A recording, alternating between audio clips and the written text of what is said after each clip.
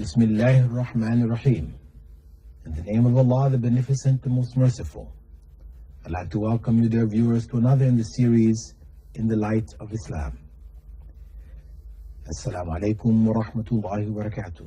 May Allah's peace and blessings be on each and every one of you. In this series, we're looking at the questions which our viewers have with regards to different aspects in their lives wherein they're unsure about what Islam has to say regarding it. Why would they question this? Because they know fundamentally that Islam is a complete way of life which governs all aspects of life. So there is guidance in the teachings of Islam for each and every problem that a human being will face in this life. The religion of Islam is the religion of God for man. As such, it is complete, as Allah said to Prophet Muhammad, may God's peace and blessing be upon him, recorded in the Quran, Al-Yawma akmaltu lakum dinakum. Today I have completed for you your religion. Wa atmamtu alaykum ni'mati. And I have completed my favor upon you. Wa raditu lakum al-Islam dina. And I am pleased with Islam as your religion. Islam meaning submission to the will of God. This is what is pleasing to God. So, having understood that, naturally, people want to know, what does Islam have to say about these various issues? In our segment this week, or today in particular, we're looking at a question from Miss Jasmine Sharafuddin in Dubai. She writes, Dear Dr. Bilal, I'm a student of class 12.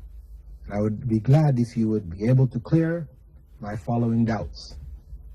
A friend of mine who is a Christian, I have often heard that if a person is murdered or dies by accident, then the soul of that person will wander. Is it true? We all know that everything happens in this world according to God's will, and He alone has the power to give and take away life. So can we conclude that a person will be murdered or will die of accident according to God's will? Okay, we have two questions here. The first part, if a person is murdered or dies by accident, does their soul continue to wander the world? No, this is Christian and Hindu beliefs. In Islam, no. When you die, you are dead. The soul is not in this life anymore. It enters into the world of the hereafter, the next life. It has no influence in this life. It cannot communicate with the beings of this life. So the practices of seances where people talk to their dead foreparents, etc., etc., this is all false. Where there is some truth to it, where we may have some type of communications, where information is passed on, this may be done through the jinn. The jinn, another creation which lives next to us, which is addressed in the Quran, which as Muslims we should know about, normally are invisible. They have a choice between good and evil, so there are good jinns and evil jinns. The evil among them may try to influence this life. And their goal as the evil amongst mankind is to corrupt us, is to draw us into some form of paganism, worshipping others beside God, depending on others beside God, etc. So these beings, who have different lifespans than we do, and are assigned, and some of them are assigned to human beings. They're familiar with those human beings and their backgrounds and what happened, so they may be able to relate certain information to us, which may give us the impression that our grandfather is talking to us or our parents are talking to us, etc. But the reality is that when a person dies, that's it. Their soul leaves this world and has no effect in this world any longer. The second part is, can we conclude that a person is murdered or dies according to God's will? Of course. God says in the Quran that He is the creator of everything, creator of us and what we do. Nothing takes place in the universe except by the permission of God. This is true and it is real.